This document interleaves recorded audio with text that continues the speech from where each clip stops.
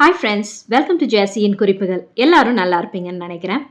இன்னைக்கு எப்படி கடன் இல்லாமல் வாழ்கிறது, அதுக்கான ஒரு தாரக மந்திரத்தை பற்றி தான் நம்ம பார்க்க போகிறோம். நம்மள மாதிரி மிடில் கிளாஸ் மக்கள் எல்லாருமே இப்போ கடன் அப்படிங்கிற ஒரு புதைகுழியில் தான் போய் விழுந்திருக்கோம். போய் விழுந்தாலும் சரி, நீங்கள் விழாமல் இருந்தீங்கன்னா ரொம்ப ரொம்ப நல்லது. உங்களுடைய வாழ்க்கை நிம்மதியாக இருக்கும். ஆனால் கடன் அதில் போய் விழுந்துட்டீங்க அப்படின்னா அதை விட்டு வெளியில் வர்றதுக்கான வழிகளை நம்ம தேட ஆரம்பிக்கணும். மிடில் கிளாஸ் மக்கள் முக்கியமாக பார்த்தீங்கன்னா எல்லாத்துக்குமே கடன் வாங்குகிற ஒரு பழக்கம் இருக்குது. நம்மளால் உடனே ஏதாவது ஒரு விஷயம் வாங்கணும், ஒரு தங்கமே வாங்கணும் அப்படின்னா கூட போய் ஒரு பவுனோ 2 பவுனோ உடனே நம்மளால் காசு சேர்த்து வச்சு போய் வாங்க முடியாது. கொஞ்சம் கொஞ்சமாக தான் நம்ம சேர்த்து வச்சு வாங்க முடியும். நம்மளுக்கு நிறைய கமிட்மெண்ட்ஸ் இருக்கும். அதே மாதிரி நம்மளுக்கு சம்பளமும் குறைவாக தான் இருக்கும். சம்பளம் குறைவாக இருந்தாலும் நம்மளுக்கு செலவுகள் அதிகமாகவே இருக்கும். அது எல்லாத்தையுமே விட்டு நம்ம வெளியில் வரணும். ஃபஸ்ட்டு எல்லாருமே முடிவு எடுக்கணும். நம்மளுக்கு எந்த கடனுமே இருக்கக்கூடாது அப்படி நம்ம மனசில் நினச்சி அதுக்கான முயற்சிகளை எடுத்தால் மட்டும்தான் நம்மளால் இந்த மாதிரி கடன் இல்லாமல் வாழ முடியும். ஸோ இதுக்கு நம்ம என்னெல்லாம் விஷயங்கள் பண்ணலாம் அப்படின்னு பார்த்தீங்கன்னா, ஃபஸ்ட்டு விஷயம், நிறைய பேர் காசு தொலைச்சி கடன்காரங்களாக ஆகிறதுக்கு முக்கியமான காரணம் என்னன்னு பார்த்தீங்கன்னா, தெரியாத ஒரு இடத்துல போயிட்டு நிறைய வட்டி நம்மளுக்கு கொடுக்குறாங்க அப்படின்னு அவங்களுடைய காசை எடுத்துகிட்டு போய் போட்டுடுறாங்க. கடைசியில் அந்த காசு திரும்பி வராமல் போய் ஏமாந்து போயிடுறாங்க. நிறையா நீங்கள் சிட் ஃபண்ட் கம்பெனிஸ் எடுத்துக்கலாம். நகை கடைகளில் கூட நிறைய பேர் இந்த மாதிரி ஏமாந்துருக்காங்க. எந்த இடத்துல சீட்டு போடுறதும் சரி, ஏதோ ஒன்று தெரியாதவங்க நீங்கள் ஒரு 1,00,000 ரூபாய் நீங்கள் போட்டிங்கன்னா உங்களுக்கு நாங்கள் ஒரு 10 மாதத்தில் உங்களுக்கு நாங்கள் 3,00,000 ரூபாயை நாங்கள் திரும்பி கொடுத்துருவோம் அப்படிம்பாங்க. ஆனால் நீங்கள் யோசிக்கணும், எப்படி அவங்களால அந்த மாதிரி கொடுக்க முடியும்? நீங்கள் ஏதாவது ஒரு இன்வெஸ்ட்மெண்ட் பண்ணாலே அவ்வளவு காசு வராது 10 மாதத்தில். இதெல்லாமே அவங்க நல்லவங்க மாதிரியே நம்மக்கிட்ட பேசுவாங்க. நம்மளும் என்ன நினச்சிக்கிட்டு இருப்போம், எப்படியாவது ஒரு கடனை வாங்கியோ இல்லைனா ஏதாவது நகையை விற்றோ அந்த காசை நம்ம கொடுத்துடலாம், நம்மளுக்கு தான் அவ்வளவு காசு திரும்பி வருதேன்னு பேராசைப்பட்டுக்கிட்டு போய் தேவையில்லாத ஒரு விஷயத்தில் போய் மாட்டிக்குவோம். என்றைக்குமே நீங்கள் காசு சேமிக்கிறீங்க அப்படின்னா பேங்க்கில் இல்லைனா போஸ்ட் ஆஃபீஸ் இல்லைனா நம்பிக்கையான ஒரு ஆள்கிட்ட நீங்கள் சீட்டு போடுறீங்க, அந்த மாதிரி எது ரொம்ப ரொம்ப சேஃபான ஒரு இடமோ அந்த இடத்துல நீங்கள் காசை போடுங்க. அப்படியே நிறைய கூடாமல் இருந்தாலும் பரவாயில்ல, நம்மளுக்கு போட்ட காசு ப்ளஸ் கொஞ்சம் அதுலேருந்து வர்ற வட்டி வந்தாலே போதும். அதுக்காக தெரியாத ஒரு இடத்துல, சேஃப் இல்லாத ஒரு இடத்துல போட்டுட்டு பணத்தை தொலைச்சிடாதீங்க. இந்த மாதிரி நீங்கள் பண்ணிங்கனாலே கண்டிப்பாக கடன் இல்லாமல் வாழலாம். அடுத்த விஷயம் என்னன்னு பார்த்தீங்கன்னா, 2 பேருமே வீட்டில் வேலை செஞ்சாதான் உங்களால் சமாளிக்க முடியும் இப்போ இருக்கிற காலகட்டத்தில். இப்போ பெண்கள் வேலைக்கு போக முடியல அப்படின்னா வீட்டில் இருந்தே செய்கிற மாதிரி நிறைய வேலைகள் இருக்குது. அந்த மாதிரி வேலைகளை செய்யுங்க. ஒருத்தருடைய வருமானத்தை சேமித்து வச்சுட்டு இன்னொருத்தருடைய வருமானத்தை செலவுக்கு வச்சுக்கோங்க. எது குறைந்த வருமானமோ இருக்கோ அதை நீங்கள் சேமிப்பில் கணக்கில் போட்டுருங்க. கொஞ்சம் அதிகமாக இருக்கிற வருமானத்தில் செலவுலையும் பார்த்துட்டு கொஞ்சம் சேமிக்கிறதும் பழக்கத்தை உருவாக்கிக்கோங்க. என்கிட்ட ரீசெண்டாகவே ஒரு ஃப்ரெண்டு என்கிட்ட கேட்டிருந்தாங்க, நீங்கள் பெங்களூரில் இருக்கிறீங்க, எப்படி ஒரு சம்பளத்தில் நீங்கள் சமாளிக்கிறீங்க அப்படின்னு சொல்லிட்டு. கஷ்டமான விஷயம்தான். நீங்கள் எஸ்பெஷலி மெட்ரோபாலிட்டன் சிட்டிஸில் நீங்கள் இருக்கிறீங்க, உங்களுடைய குழந்தைகளுடைய ஃபீஸே பார்த்திங்கன்னா ரொம்ப ரொம்ப அதிகமாக இருக்கும். இங்கே இருக்கிற எல்லா விலைவாசியுமே அதிகம்தான். அதனால் நீங்கள் என்றைக்குமே ஒரு 2 வருமானம் வர்ற மாதிரி பாருங்கள். இல்லை ஒரு வருமானத்தில் உங்களால் சமாளிக்க முடியும் அப்படின்னா அதுலேயும் உங்களுடைய சேமிப்பை பாருங்கள். பட் முடிஞ்ச அளவுக்கு 2 பேருமே வேலை செய்யுங்க. அப்போ தான் உங்களுடைய ஃப்யூச்சர் செக்யூராக இருக்கும். உங்கள் குழந்தைங்களுடைய ஃப்யூச்சருக்கும் நீங்கள் சேர்த்து வைக்கலாம். ஸோ 3வது விஷயம் என்னன்னு பார்த்தீங்கன்னா, கோல்டில் எப்பயுமே இன்வெஸ்ட் பண்ணிகிட்டே இருப்பீங்க. நம்மளுடைய தாத்தா பாட்டி காலத்துலலாம் பார்த்தீங்கன்னா 1 கிராம் எல்லாம் 1 ரூபாய்க்கெல்லாம் கிடச்சிருக்கு. ஆனால் இன்றைக்கி நம்ம 1 ரூபாய்க்கு என்ன வாங்க முடியும்? ஒரு சாக்லேட் கூட கொடுக்க மாட்டேங்கிறாங்க. அதனால தங்கத்துடைய வேல்யூ என்றைக்குமே அதிகமாகிட்டே தான் போகும். அதனால் என்றைக்குமே யோசிக்காதீங்க. அதே மாதிரி இந்த தங்கத்தை எடுத்துகிட்டு போய் அடகு வைக்கிறது, தங்கத்தை எடுத்துகிட்டு போய் விற்கிறதெல்லாம் முடிஞ்ச அளவுக்கு நீங்கள் அவாய்ட் பண்ணுங்கள். ரொம்ப ரொம்ப ஒரு எமர்ஜென்சி அப்படின்னா மட்டும் நீங்கள் போய் பண்ணுங்கள்.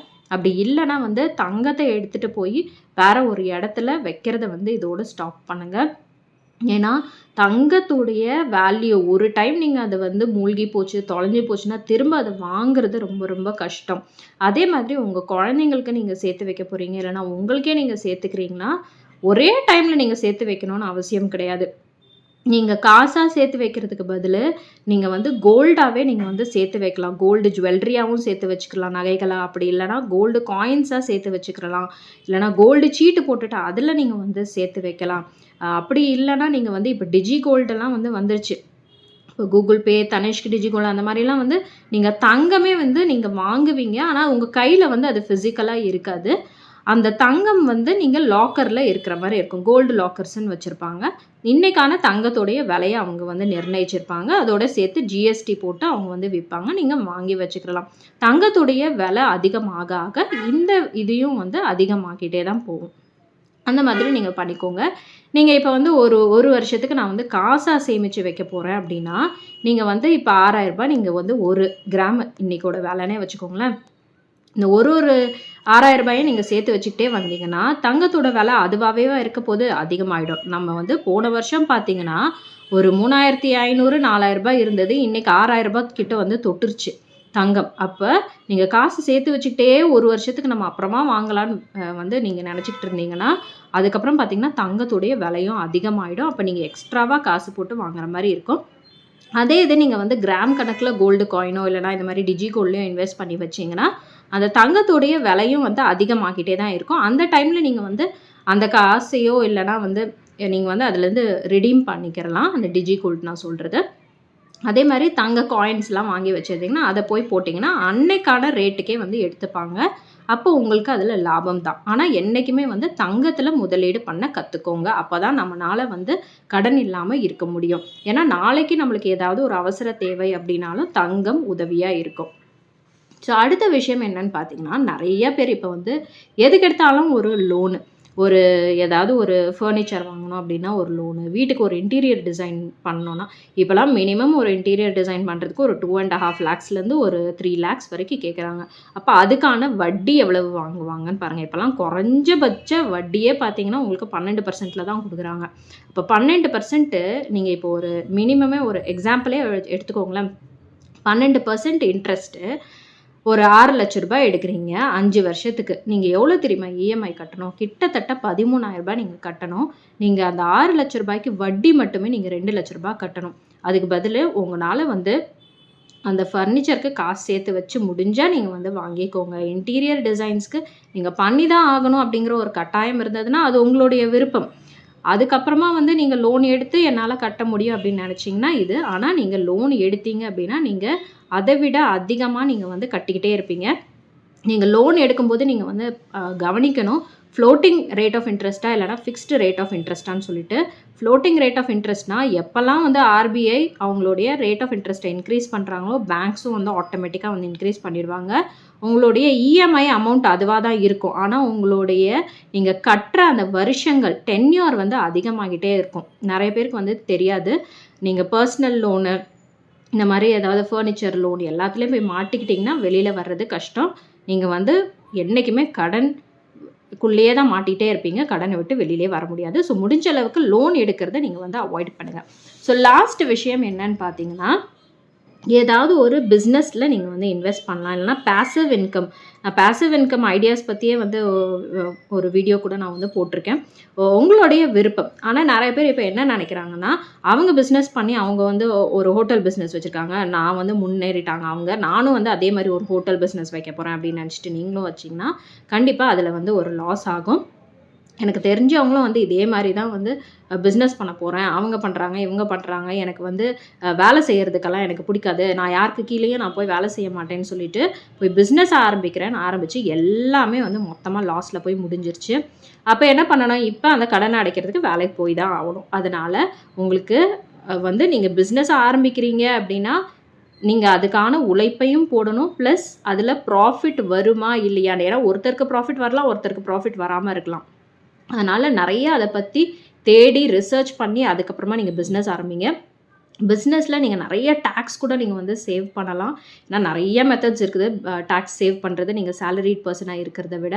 அது மட்டும் இல்லாம பிஸ்னஸ்ல வந்து நெறைய காசும் வந்து சம்பாதிக்கலாம். அதே மாதிரி பேசிவ் இன்கம்னு பார்த்தீங்கன்னா, நீங்கள் ஏற்கனவே ஒரு வருமானம் வந்துட்டுருக்கும். இது ஒரு எக்ஸ்ட்ரா ஒரு வருமானம். எதுவுமே நீங்கள் பண்ணாமல் வீட்டிலே உட்காந்து பண்ணுற ஒரு விஷயம் தான் இது. இப்போ வாடகைக்கு நம்ம வந்து ஒரு வீட்டை விடுறோம். அது வந்து நம்மளுக்கு ஒரு பேசிவ் இன்கம். ரென்ட்டுக்கு வந்து நம்ம ஒரு கடைய விடுறோம். அதுலேருந்து வர்றது பேசிவ் இன்கம். நம்மளுக்கு ஏதாவது ஒரு இடம் இருக்குது. அதில் ஏதோ ஒன்று கட்டி விட்டுருக்கோம் குடவுன் மாரி. அது எல்லாமே நம்மளுக்கு வந்து பேசிவ் இன்கம்ல தான் வரும்.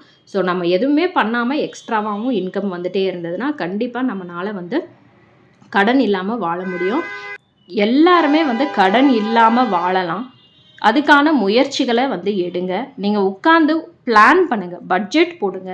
எவ்வளவு நம்மளுக்கு கடன் இருக்குது அப்படிங்கிறத வந்து எழுதுங்க. எழுதிட்டு அதுக்கப்புறமா நீங்கள் வந்து கவனிங்க. எவ்வளவு நம்மளால் அடைக்க முடியும்னு. நீங்கள் சீக்கிரமாக வந்து அதுக்கான காசை நீங்கள் சேர்த்து வச்சு அடைக்க ஆரம்பிங்க. நீங்கள் பெரிய கடனாக அடைக்க ஆரம்பித்தாலும் பரவாயில்ல. சின்ன கடன்லேருந்து அடைக்க ஆரம்பித்தாலும் பரவாயில்ல. அப்படி இல்லைன்னா எதுக்கு வட்டி அதிகமாக நீங்கள் கட்டிக்கிட்டு இருக்கீங்களோ அதுக்கான அந்த கடனை சீக்கிரமாக அடைங்க. ஸோ எல்லாருமே வந்து ஃபஸ்ட்டு பிளான் பண்ணுங்கள். எல்லாருமே சீக்கிரமாக இந்த கடனை விட்டு வெளியில் வரலாம். இந்த வீடியோ உங்களுக்கு பிடிச்சிருந்ததுன்னா மறக்காமல் ஒரு லைக்கும் பண்ணி கமெண்ட்டும் பண்ணுங்கள். இந்த சேனலில் போடுற வீடியோஸ் பிடிச்சிருந்ததுன்னா சப்ஸ்கிரைப் பண்ணவும் மறக்காதீங்க.